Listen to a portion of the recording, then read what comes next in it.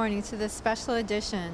I'm Lil Ree, And I'm Jerry Gutka and we are here today at the Walters Art Museum. with the Walters director, Gary Viken.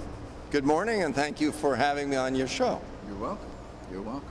Lil, you had a question about the current exhibit that they're previewing today. Yes, we have a wonderful exhibit going on today about the repetition in Impressionist art. And Gary, I was wondering if you could tell us a little bit about it. Well, Henry Walters' father, the one who started the collection, went to France in 1860, and he decided he wanted one of those and one of those and one of those, and they were already painted. So he says, I don't care, make me another one. So that's kind of the germ of the idea, but in fact you may know that Monet did his haystacks or grain stacks again and again, and the fronts of the cathedrals again and again. And this show has 11 different artists from France, beginning with David in the early 19th century and ending with Matisse in the second quarter of the 20th century. And of the 11, you probably have 8 pretty distinctively different reasons for returning to the same subject over. Some of them just wanted to get better at it. Some of them had another client for it. Some of them wanted to see the play of light on the same thing over time. Some of them just wanted to see what the subject could give out again and again. So, and we begin with our own Mona Lisa, which is itself worth the trip. Well, you've brought all these particular paintings and sculptures and different art forms here together at the Walters. How many places, where would people have to go to see all of this if they weren't all brought together here? About dozen different places around the world, from St. Petersburg to California. So we're doing everybody a big favor. Center and Charles Street is the place to come in the next 2 months. Now, how were these 76 pieces chosen? Our curator does that. They certainly they talk to people, but basically this is something that's led by our curatorial staff, and in this case, Ai Kong is her name, and she's our curator of 18th and 19th century paintings. And how long did it take logistically to get all this together for it Well, to I all think come here? you'd probably ask her, and she thought of the idea 5 years ago. It's probably 18 months or so since we've given it very specific financial and logistic expression. So it takes a long time.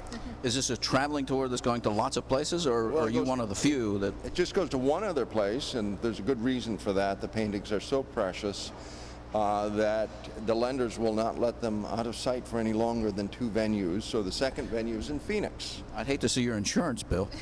Well, actually, thanks to the city of Baltimore, much of it is self-insured. And we have the national indemnity, which the federal government, since the Nixon era, has helped museums like ours get over the insurance issue. And what are the dates and times of this exhibit for anyone out there that can come and see it? Well, it opens at the end of the first week in October, and just a few days from right now when we're being interviewed, and goes till after Christmas. And it's free, right? Well, the exhibition we have to charge a fee for simply because it's so expensive, but don't forget that the rest of the museum is absolutely free, so you get 55 centuries of art for free, and you get this exhibition for a small fee. Now, do you have a favorite piece in the exhibit? That's a good question. I like the room with the Delacroix in them because I think we've got 5 different versions of the same subject. And you can make your own choice of which you prefer among the 5, but I like ours the best, so, So that's sort of nice. would you say they were like keeping up with the Joneses way back when? Like if he Part of has it. one, I want one. I want one, sure, that's part of it. It's a competitive urge among collectors to have something nice. You will see 2 paintings that are quite amazing near the front. One, they're both Oedipus and the Sphinx, which is a story from classical antiquity, and I'm not going to tell you the story. All I can tell you is that it involves a nearly nude male in profile, more or less, having a conversation with a Sphinx. Forget the subject matter. Just remember they're 2 great paintings by the same artist, Ingres, and he does one when he's 28 and one when he's 84. 28 and 84. And if you can tell them apart by age, you're better than I am. Wow. He didn't lose his skill over all those years. In fact, I think he got better. I'm looking through the press release, and I noticed something in here about interactive tools for this particular exhibit. What does that mean? Oh, we've got all kinds of things. We have 4 kind of, I would say, technology complements. one of which has to be seen to be believed. We did a video, full size, of a famous painting, of which we have 4 versions, and there's a 5th version in Brussels, so we have that one on video, and we see people looking at it, and when you walk up to it, you actually enter the picture. Your shadow is in the picture, which is very amazing. We'll have to do that, Lil. Yeah. Then we have a cell phone tour for the first time. We have an iPod tour for the first time. Right. And we have this one location where you can do your own exhibition of Monet's grain stacks in different museums. You have a choice of 4 different museums, 3 or 4 different wall colorings, 4 or 5 different frames, and then you can just arrange them the way you want. So you can install it at the BMA, you can install it in Dallas, you can install it in Baltimore. My living room? It's not on there at this point, but we can talk. That's wonderful. Now we're standing here in front of the member services desk. Can you tell us a little bit about what membership entails here at the museum? Well, membership, since we've gone free, really amounts mostly to helping us help our community get in for free. Our attendance rose 55% in the first 12 months of going free. Our African American participation tripled, and the children and families in here have gone up by a factor of 4, which means to say we're beginning to reflect our community, and certainly we're having an impact on children, even out of the classroom time. In other words, these are weekends for the most part.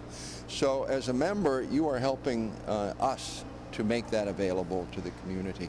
If you actually figured what it costs to maintain a museum like this for every visitor, you would be very surprised. It's quite expensive.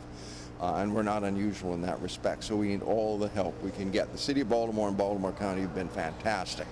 But we actually do also count on good people like you two and everybody out there to help us with a membership, which is not very much. You mentioned the children. You have many new children's activities as well, correct? Oh, they're all over the place. I mean, on any given weekend, we have our kind of hands-on activity classrooms downstairs, and they're packed. We're way beyond capacity for that. I mean, we're not going to turn anybody away, but it's a pretty energized environment. Then we've got these things called art carts, which are interactive things where you can actually do things with your hands and with your siblings, with your parents, with your grandparent, with your friends, wherever, all over the gallery. And these things are just loads and loads of fun. I mean, you can just take things out of a quilt and arrange things and hear things and touch things and do things, and it's good fun. And try on outfits. You know, it's getting into it. I haven't done too many of those, but I've been a member for a number of years. You got a nice outfit on there. Thank you, thank you. I've been a member for a number of years, and I'm always impressed when the brochure comes out about some of the tours throughout the museum that you have every Sunday afternoon. There are special tours, yes. Just walk in. And you have travel. We're going to the south of France, or south of Italy, I should say, shortly, and I think to Turkey not too long after that. Yeah, I saw the Turkey trip. Yeah. I'm not sure about that one. Well, think about it. You like But it? the France and Italy, I'm up for. Yeah. Well, good. Top of the morning to Turkey. You know, we have a website, and I can't tell you how many hits we get from Turkey. We're very popular in Turkey as a museum. They're right in the middle of the European pack. You know, there's England, and there's France, and there's Italy, and there's Turkey. So figure. Amazing. Hi, we're right here at the member services desk, and there's a lot of activity. People are checking in here to check out the event. Well, Gary, we want to thank you for being our guest on Top of the Morning and giving us all this great information about the Walters' new exhibit called Deja Vu. Deja I've Vu. seen that before. That's right. about the repetition of Masterpieces in French art. masterpieces in French art. Thank you very much. My pleasure. Thank you.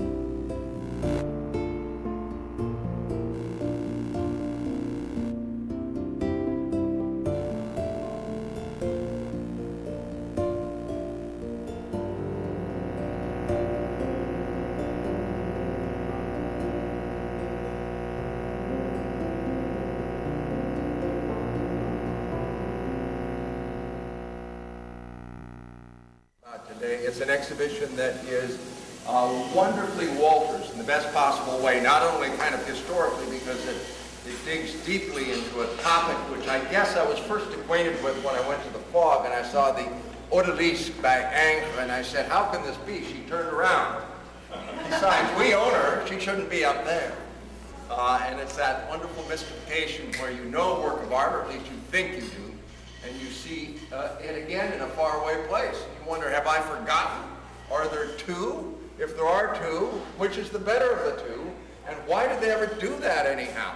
Well, you're going to see a lot of this theme explored in great and wonderfully interesting depth in this exhibition. We have 11 French artists from David Matisse, so you're a sweep of 100 plus years, and you're going to see all sorts of different reasons. And what's wonderful about this, when you see 5 Christs, now how do you make a plural of Christ on the Sea of Galilee? If there are more than one, they're not more than one Christ. Christ on the seas of Galilee, like lieutenants general. Am I making any sense at all? Mothers-in-law. Mothers-in-law, there we have it. Mothers-in-law. Anyway, there's 5 of these, and you can choose the one you like the best, and it happens to be ours. Now, did we actually arrange the show just so we had the best painting of the group all the time? Did we do that? I think we did do that, and the solo. Yay, solo. You can see 7. 7. I know it's 7. I count. And I think we've got the best one again. But you'll be the judge of that. 7. Yes.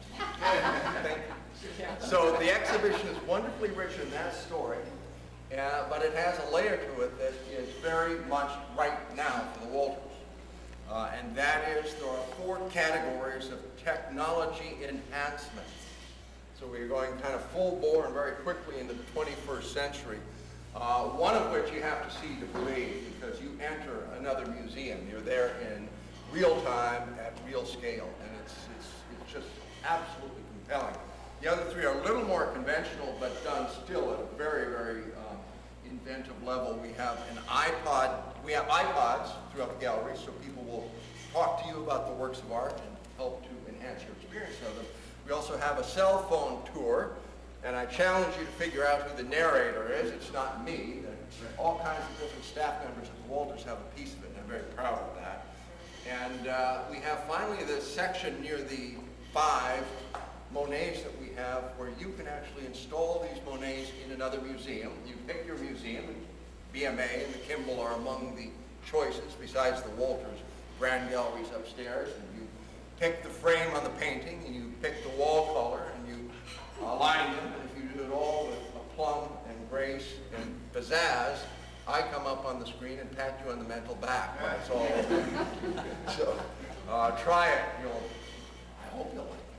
Anyway, we're very proud of that because we like to think we're a place that has the courage to experiment and the tenacity to learn. And so we're in the process of both experimenting, and as we do so, we'll learn. And also we celebrate collaboration because there's a whole lot of people that have a part to play in this project. Also, I have to say there are 2 other exhibitions in the upper regions of this museum which you will be given access to through the curators involved, who I'll introduce in about 1 second after we see Deja Vu. But first, for Deja Vu, and then I'm going to introduce these 2 guys that you're taking over. Fair enough? Icon is the curator. I think it's fair to say that many of you, perhaps all of you, know her already. We stood in this very space a year ago where she did another experiment, which was to add music to Courbet and the modern landscape, as well as lights that went up and down and flickered a bit, and wall colors that were quite unfamiliar to us at the museum. And I say that we learn from what we do. We actually hired a firm to do exit interviews, and we found out lots of things, but the core idea is Ike's intention, our intention with that project a year ago was to provide a more immersive experience. And from what our visitors told us, we succeeded. Some measures are a little kind of simpler. The time in the exhibition was about a factor of 3 what is normal per painting. So we knew that people were spending time and looking, and they remembered what they saw. So those 2 pieces, experimentation and learning, are part of our life, and collaboration, in that case, with composers at the Peabody. So Ike has been working on this project for 5 years. It had about 7 different titles in the course of 5 years. We also employed some people to help us with the title, and we learned a lot about what those things mean and don't mean, for instance. But I've said more than enough. Before I say that, C.D. Nickerson has a show up on the 4th floor, and you can see another version of Leonardo up there, and you can see what Henry Walters thought was a Raphael up there. He made mistakes from time to time, not often. And then Rob Mintz, who's our new or fairly recent curator of the Arts of Asia, has a show in what we normally call the Manuscript Gallery on the 3rd floor, where you can see, for example, the Madonna and Child as he or she exists in Egypt, as he or she exists in the Middle Ages and in the Arts of Asia. So these guys are going to be available in about an hour. I think that's true. Great. So now, podium not there is yours. The invisible podium. Thank you, Gary, for that very generous introduction. I think you left me very little to say.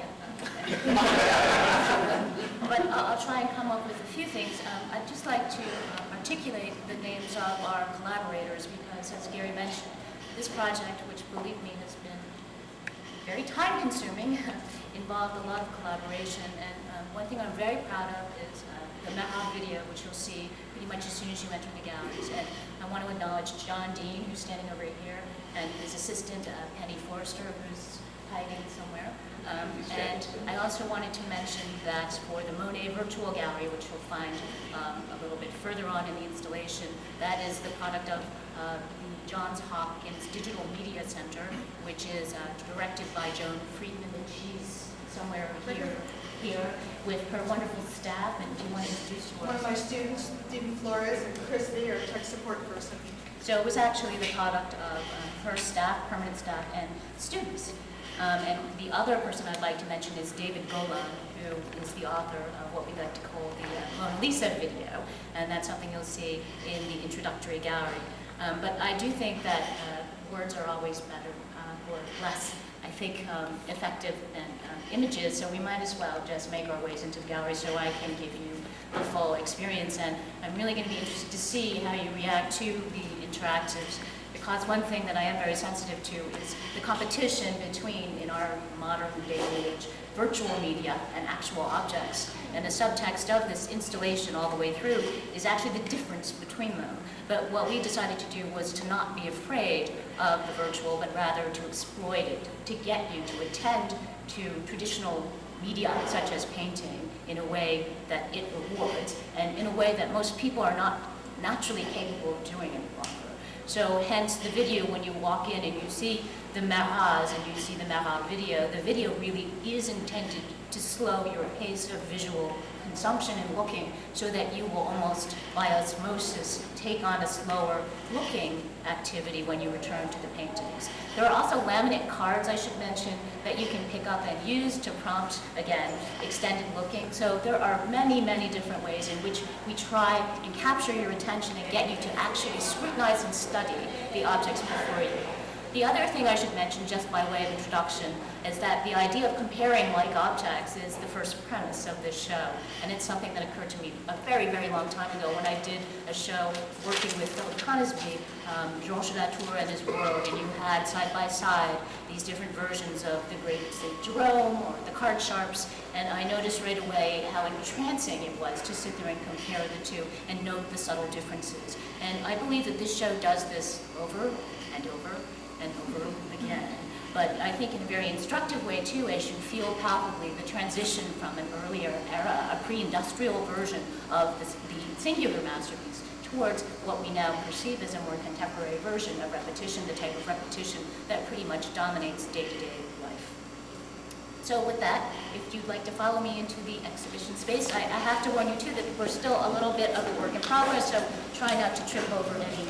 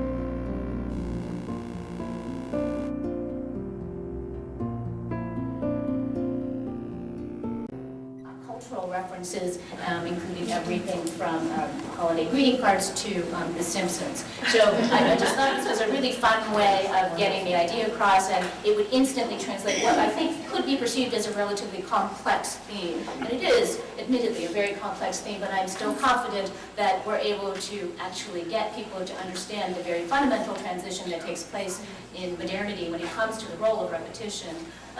Now, this will have a disclaimer underneath it which says, this is not the Mona Lisa. So, of course, that's a reference to Matthias' famous because this is not a pilot. But I do think you'll see right away, if you look at her a little bit too closely, it's rather obvious that it's not the Mona Lisa. She's not that good. But David Golan, I hope will be here on Friday for the opening. Wonderful young man who produced this thing. He did an excellent job, and it's so much fun to watch. I'm just afraid people will get a little bit too mesmerized by it. We did provide image credit so that you can figure out what is what. So with that, I wish you were a smaller group so you could get the full effect, because our exhibition designer, Laura Yoder, and I agonized over sightlines, as we always do, but I think in this show in particular, there's a wonderful pull. We use red, as I think that it is unprecedented, and sometimes I wondered why I was insane enough to want to do this, but having tried to borrow the painting, it's a very difficult institution when it comes to loans. I sort of knew they would say no. I went several times and spoke to them. I think in the end they gave permission for me to film because they felt a little bit guilty about not being able to lend the painting. And in fact, Michel Traguet, the new director of the museum in Brussels, was terribly interested, and I hope he comes to see what we produced. But John Dean and I actually went to Brussels in May of this year and literally filmed people looking at this iconic masterpiece of the neoclassical painter David's. And it is singular. Really, it is inimitable.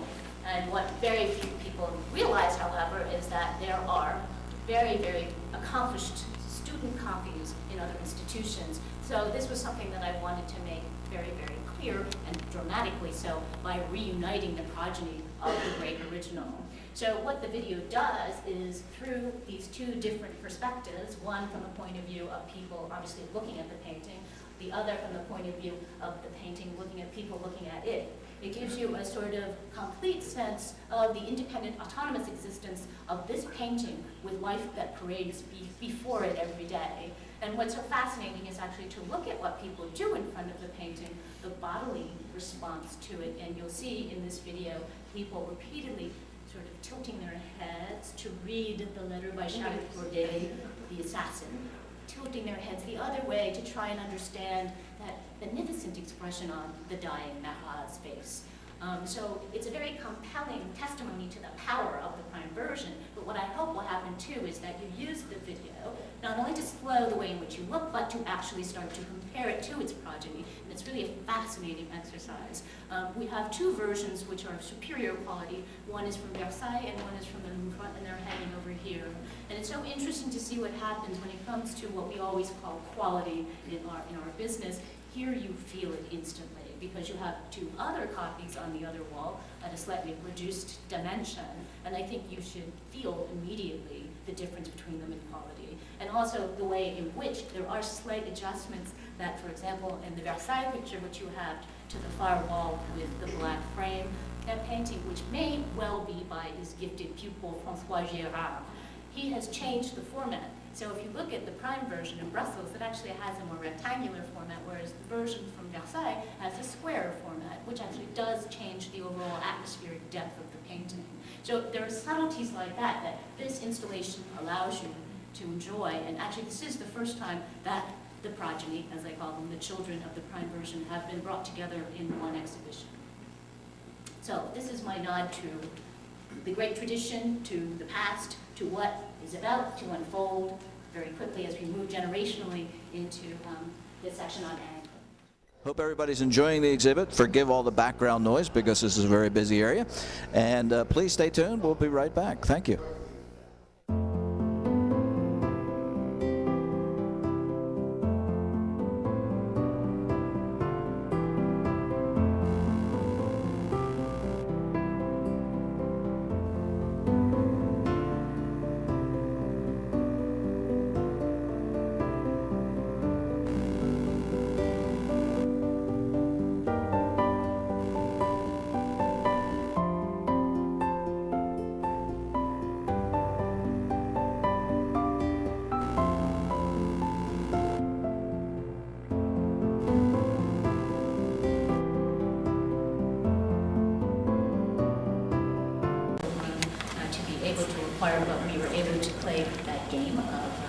do that if you give me this.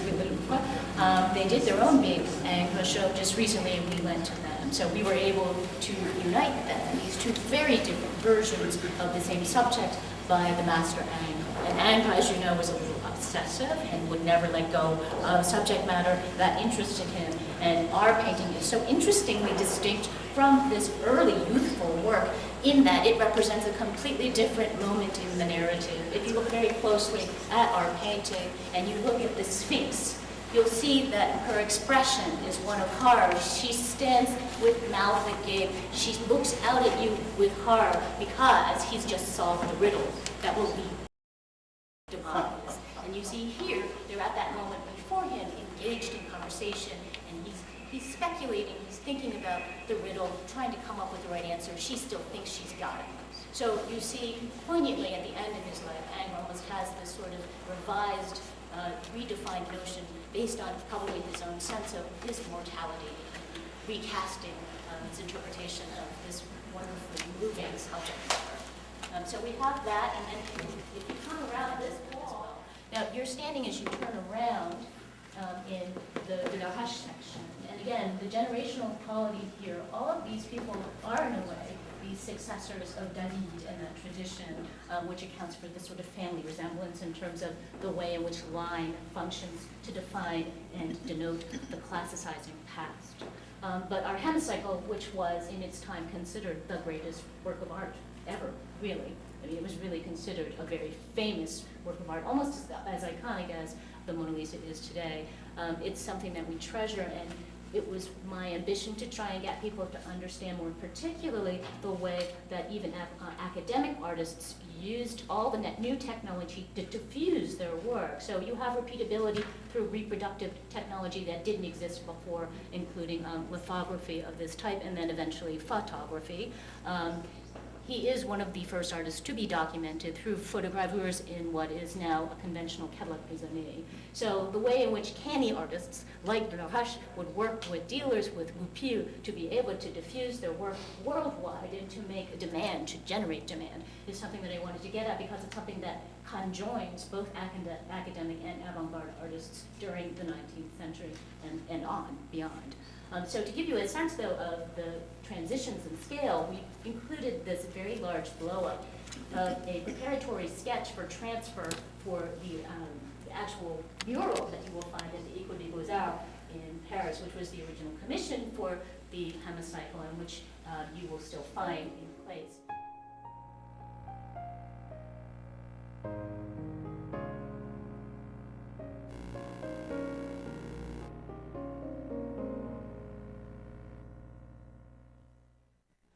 So you see the way in which the Chantilly version recorded in this reproductive print differs very subtly from our own version. This is actually a kind of process of evolution in the way the artists worked out the idea. So one of the complaints when this was first exhibited to the public was that you couldn't tell when you look at these two figures who the duelist was, because the figure of the Indian is turned in conversation with this harlequin figure. So there was some confusion as to the narrative. And so in this version, which was also done on commission, you can see in infrared photography, and maybe even in raking light, you can see that he has actually turned the head of the Indian. It used to be facing in that direction, and now it's facing in this direction. And wonderfully, by the time you get to this version, which is done afterwards, the composition is completely resolved, and now the Indian has his head facing in this direction. But you see how the narrative becomes clearer in that slight repositioning. So you have the artist actually responding directly to criticism and improving on his recipe as he produces several other versions. So Jérôme, and again, all the unfolding of this family then leads you into a completely different arena, which is Barbizon school painting. And I hope you feel palpably the difference in the way these things look, in the degree of finish, and the sketchiness. And so this is really very much like a little mini version of the Musée d'Orsay itself, where you can experience academic French painting and avant-garde painting at the same time. Perfect, perfect teaching vehicle. I keep on telling everyone you know, if anyone you know is teaching the 19th century, this is where you got to be. You might think that an artist who's known for his gestural brushwork whose expressive temperament is supposedly attached to the way in which he applies pigment to canvas, the way that he wields color in his homage frequently to the great artists of the past, to Veronese, to Rubens, that he might not resort to repetition. Every seemingly spontaneous gesture can't be repeated, right? Well, he's just like anybody else. He's got a really big studio. He's a very popular guy. This is one of his most popular subject matters, Christ on the Sea of Galilee. And he does this over and over and over and over and over. I'm only showing you 6 in the end. The one from the Metropolitan is coming a little bit later. It'll go right over there. But he did actually more than 15 versions, and some of them with studio help.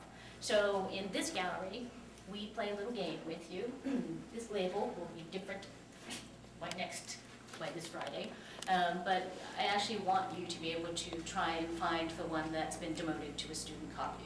So if you look, there are some laminate cards that are in the corner over there, and it prompts you through a series of photographic details to try and differentiate, to look very carefully and see the subtle differences between all of these different versions. So you know, of course, the import of this particular tale.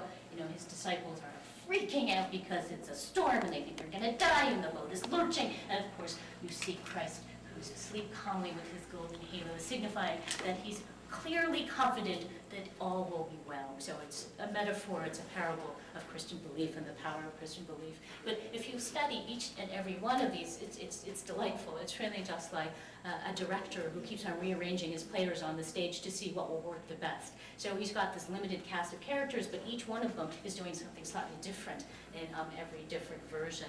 One of the really fascinating things when we installed last week was the way in which repetition visually works in this installation to affect you physically. So one thing that happened as soon as we hung all of these is that we started to feel sea legs. Because, you know, it's really quite, it's fun that way. But painting is a very bodily art. It addresses the body, especially at this particular point in the tradition. It's still all about the body. And really the way in which you respond bodily to what you see is something that I think this installation really plays up. So moving right along, because I know you don't want. So from the neoclassical to the romantic to the Barbizon, all in 15 minutes. So that was pretty good.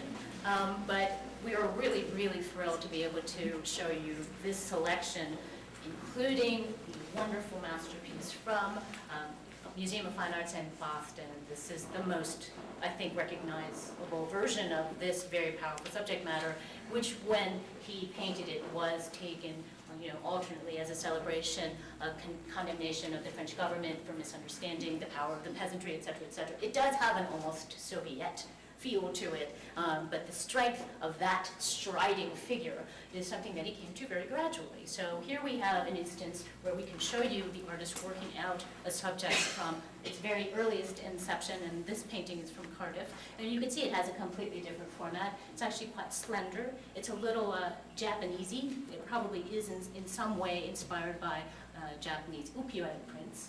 You can find in Hiroshige figures that very much look like this one. And you see how that massive lurching cloud of black crows, that ominous note that it's very, very interestingly different from these other versions. And here we have, for the first time, exhibited side by side a little known version at the Carnegie in Pittsburgh. And it's always been curious to specialists as to what exactly this is, because you look at these two paintings, and of course very resembling, but look at the surface, it's so much more thinly painted, and our specialist, Simon Kelly, has concluded that it probably was a studio copy directed by the master, probably in response to his gallerist's demands. And this, again, is one of the shared components for all of our artists. They do have a market, they do have gallerists, gallery owners who are trying to encourage them to try and meet market demand, and so repeatability is a part of everyday practice and life. But that doesn't stop this artist, Millet, from treating over and over again in this beautiful pastel medium the subject with a completely different sense of time of day, a completely different sense of delicacy in each variation. And of course ours, which is the best, is centered in the middle of that wall. But to give you a sense of that multimedia approach to a subject and the subtle ways in which he plays with this idea. So that heroic, monumental figure now translated into a much more delicate format with that beautiful landscape and that variation in atmosphere that seems to anticipate Impressionism. One of his most popular subjects, again, during his lifetime, and we're thrilled to be able to reunite our later version with the prime version from the Musée des Augustins, Toulouse. So, again, I can't tell you how rewarding it is for me to see all these things come together, because there was a lot of labor that went into getting the loans. And the museum in Toulouse, my colleagues there were very supportive from the very beginning, and they actually had this painting cleaned, which was very kind of them because it's luminous now. It was a little bit disfigured by varnish before, and now it's just radiating its depth and its complete absorption of you into its loveliness. And then you see how different our version is, actually, which you might even consider a variant and not a reduced replica. These are all funny terms that they used in the 19th century that art historians throw around: copy, replica, variation. These are things that we address in the intro panel as well. But what's very curious, again, is this little-known version, which is very close, in fact, in all of its particulars, to the version in Toulouse. It's from a private collection in St. Louis. These have never been exhibited together before. And again, it's one of those instances where we had the opportunity, our conservator, Eric Gordon, was able to study all of them very closely in his studio, and he agrees with Simon Kelly, our Barbizon painting specialist, that again, is probably a studio copy produced under the direction of Corot by a Gibson student. But just a beautiful and fun exercise to compare them again and understand how different the poetry is in ours versus these other two. This is obviously where we find the Monet Virtual Gallery, and this is one of the very exciting, innovative parts of this installation. I don't think anybody else has ever done this before. When I approached Joan Friedman, she was very enthusiastic about harnessing her staff's talents to produce this thing. And what I'm after here is, that pipe dream, referring to pipes again. Ceci n'est pas une pipe, but one pipe dream for all curators is to reunite all of the grain stacks. Right? 1891, 15 grain stacks. Let's get them together. You know how hard that is? You know how hard it was for me to get 3.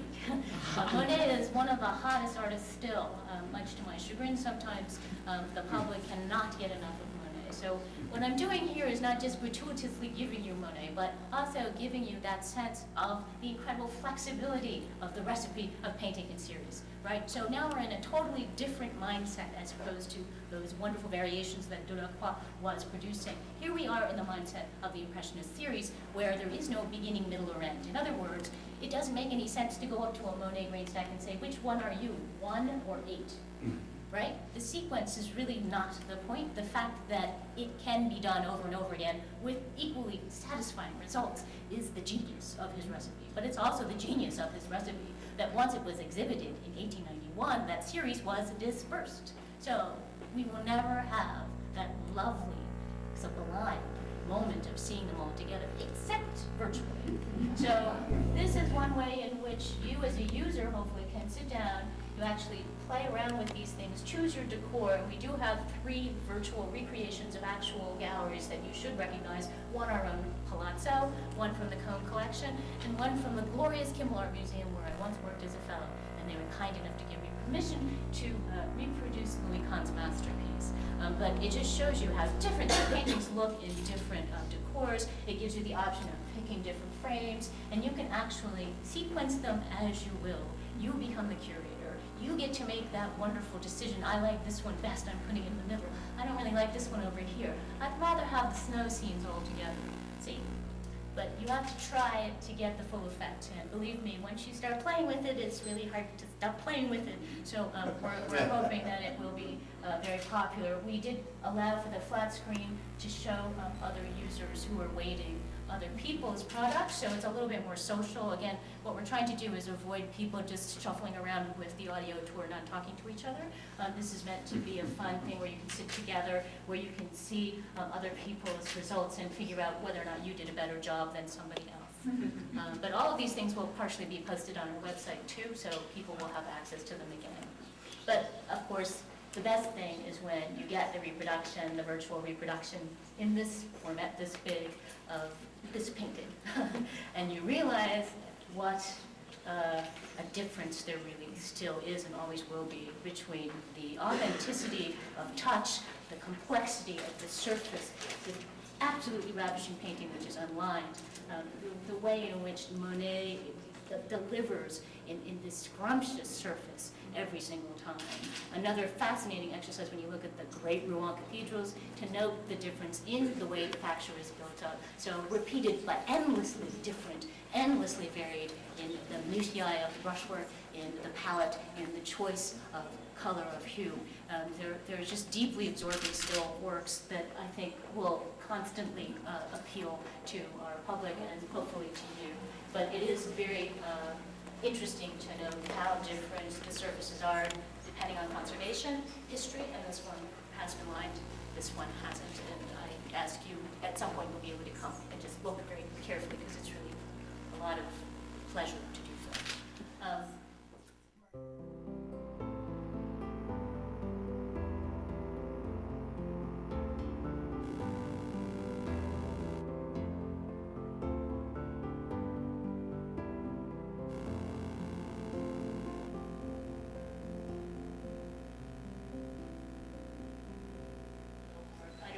Noticed it in Princeton at the University Art Museum. It's part of the permanent collection.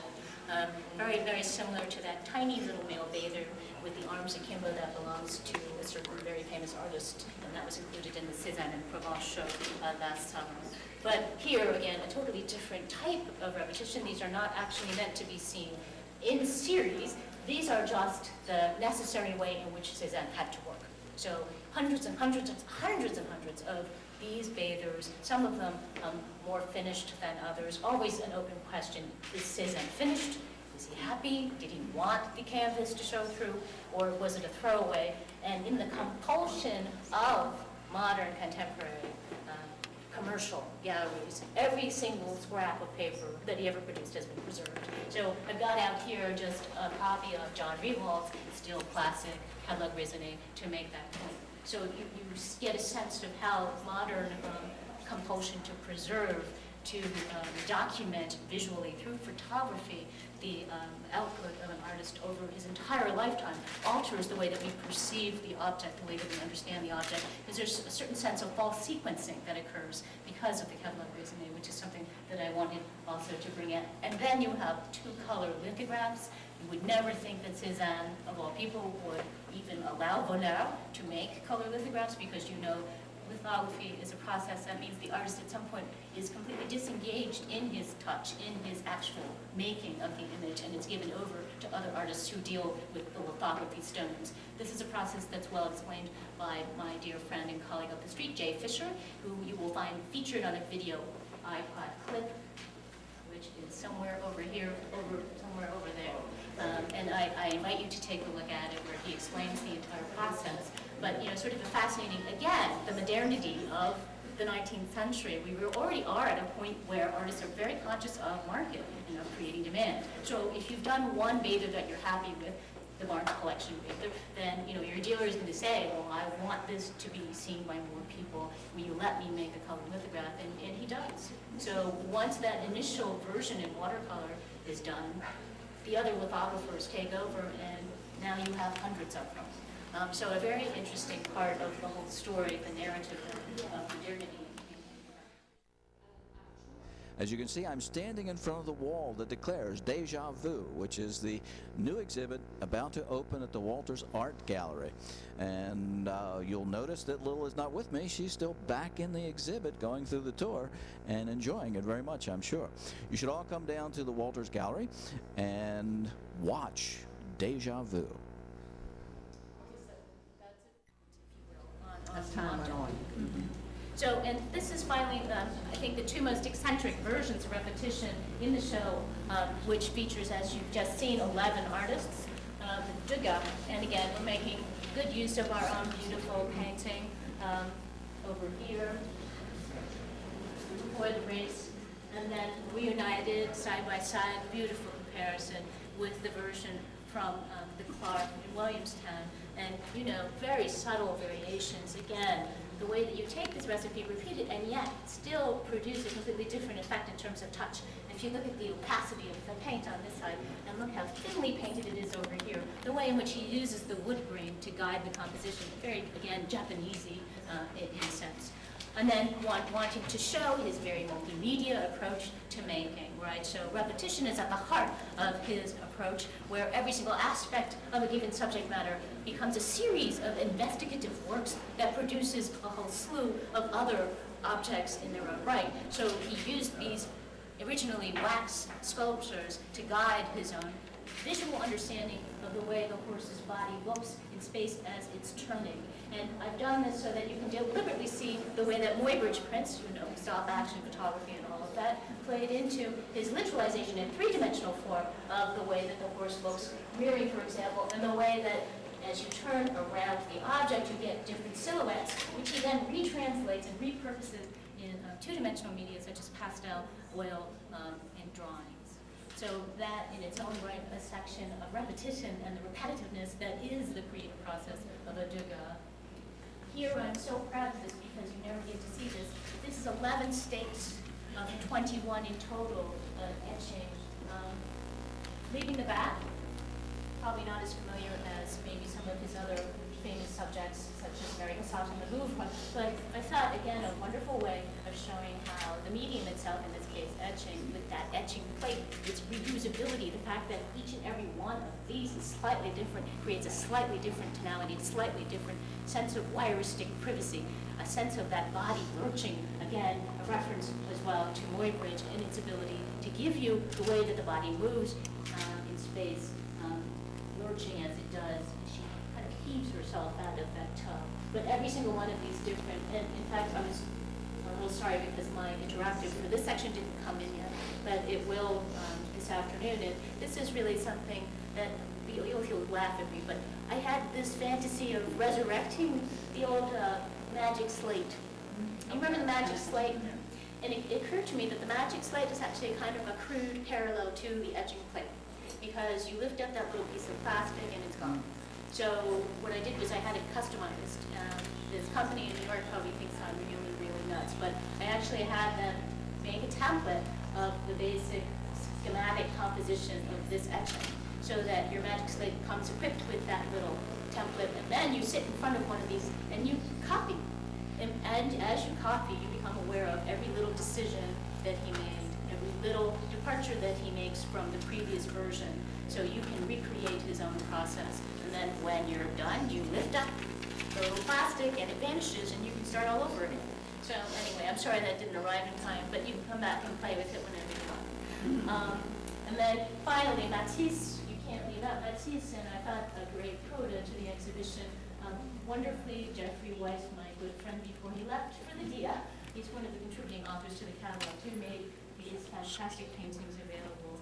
And words sort of fail you at a certain point, but here, the reason that we have them exhibited with these photographs is to actually duplicate the way that Matisse himself exhibited these paintings during his own lifetime. So starting in about 1940, 1945, he got into this weird habit of actually photographing at the end of every workday that canvas to preserve a record of its genesis.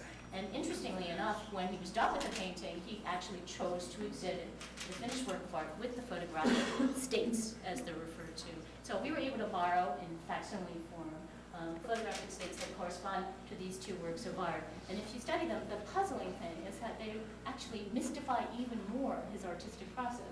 So even the simplest things that you think must be sort of straightforwardly transparent in terms of his making become very confusing.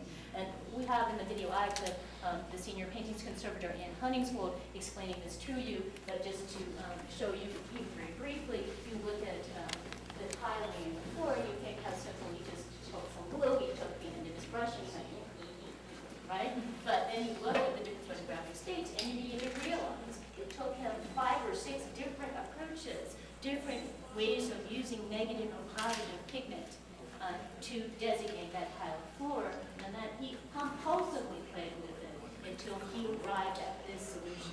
So you may think, and I think this was exactly the myth that he was trying to combat, that he was the most facile graphic artist, that he whipped these things out in 3 strokes of a brush. And in fact, what he documents for you is the labor that went into every single one of his canvases. And, of course, who is he trying to rival? Probably his good friend, Picasso. So you walk out the door and you end with these photographs, again, these intact states, photographic states of a work of art that he actually destroyed. And I just thought it was a lovely way of alluding to all those works of art that no longer exist except in photographic form. So that interplay again between virtual reproduction and actual object, the authenticity of the actual object, but a more complex story, which is that the virtual does not destroy necessarily or undermine necessarily the authority of the original work of art. Sometimes it reinforces it.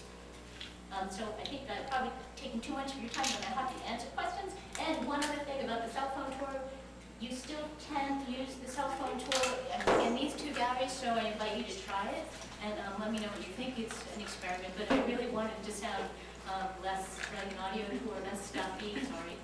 You do want to know, it sounds good, but I thought it would be a little bit more interactive if people sounded less like robots and like they were just talking to you on your cell phone. And so we tried to give a casual ear to the whole thing.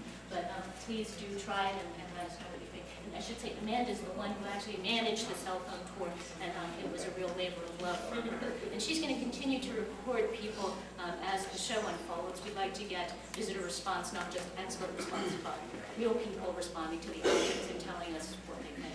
So thank you very much for your attention, and enjoy.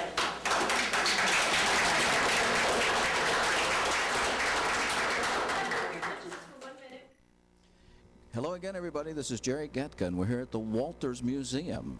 And we're here with the curator of this new exhibit that's opening, Deja Vu. And I'll let you introduce yourself, because I always mess up names. Oh, don't worry. Most people have problems with my name, but it's Ike Kong, and I'm curator of 18th and 19th century art here at the Walters. And what exactly does a curator do? Well, in this case, I actually select objects for exhibitions. I organize exhibitions. I also take care of our permanent collection. But this is a show that took almost 5 years to put together. And this one specifically is interactive and lots of new technology. And why don't you explain a little bit about that? Well, yeah, nowadays curators don't just write didactic wall text, don't just select Like objects. Yes. They, in fact, worry a great deal about their visitors. And one thing that we were determined to do was try and engage as many visitors at different learning levels as possible. So we've actually had collaborators produce multimedia interactives, including what we call the Monet Virtual Gallery, where you can manipulate 13 of the 15 original grain stacks by Monet, including the Marat video, which gives you a virtual life-size projection of the prime version of the death of Marat in Brussels. So many different ways in which to learn. And we've just been through a mini tour of that, and Lil is still back there trying to absorb all of the various types of art pieces and the interactive tools that you've put in back there. Very, very nice, very interesting. Thank you very much. Thank you.